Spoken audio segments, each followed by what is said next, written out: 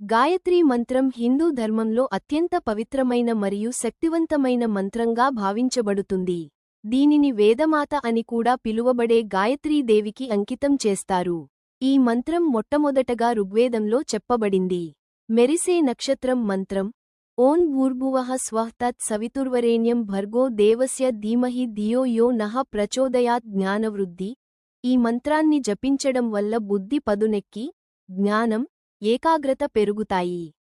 ఆధ్యాత్మిక శక్తి ఇది ఆధ్యాత్మిక ఎదుగుదలకు, అంతర్గత శుద్ధికి సహాయపడుతుంది.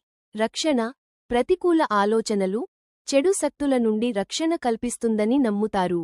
మానసిక ప్రశాంతత, ఒత్తిడి, ఆందోళన తగ్గి మనస్సు ప్రశాంతంగా మారుతుంది.